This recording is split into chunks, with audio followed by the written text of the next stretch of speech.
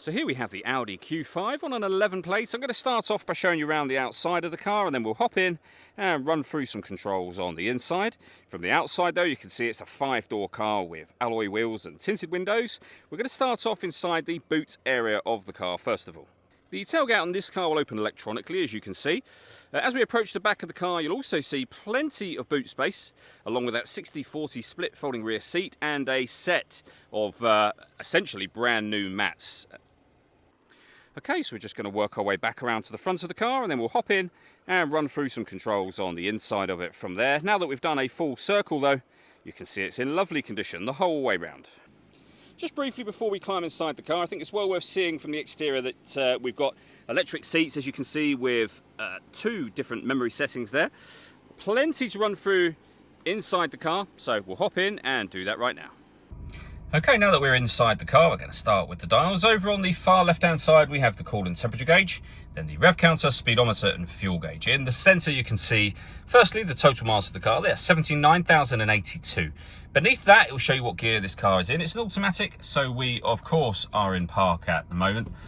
You can change the trip computer information displayed above that for various different things. So you can see here, miles per gallon, etc. And all of that is done on the right-hand stalk. If we back out to the steering wheel, we have our stereo controls. Behind the steering wheel, the minus and plus pedals, so that you can change up and down a gear manually with this automatic gearbox. And then over in the center, we have the main screen for the car. So we're on the radio menu at the moment, where you can see we have DAB, FM, medium wave and long wave radio. All of the controls for the stereo and for the screen in general are down here. So you can access certain things directly from here.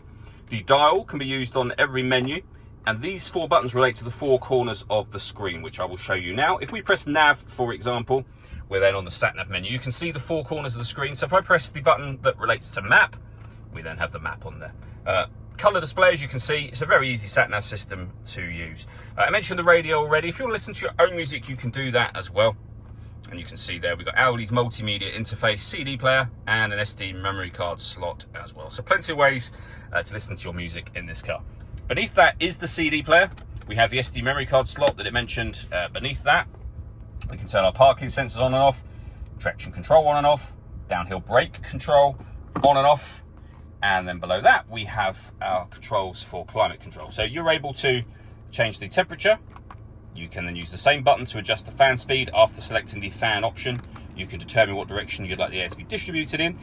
Anytime you press the button, it will show you up here what it is you are adjusting. So for example, fan speed, you can adjust, as I mentioned, and you can adjust the temperature, which you see going up and down there now. So that dial does everything, including the heated driver and passenger seats on this car as well.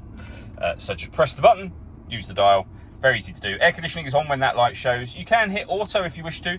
The car will now take full control, as you can hear, and you can override that whenever you wish to. It will essentially control the temperature you've asked for by taking control of fan speed and direction of the air for you. We have the gear lever for the fully automatic gearbox, the main volume for the stereo, electronic handbrake and auto hold functions as well. All that leaves me to say is thank you for taking the time to watch this video. If you'd like to come and see the car for yourself and have a test drive, please feel free to give us a call here at West Horsley Motors. We'd love to hear from you soon.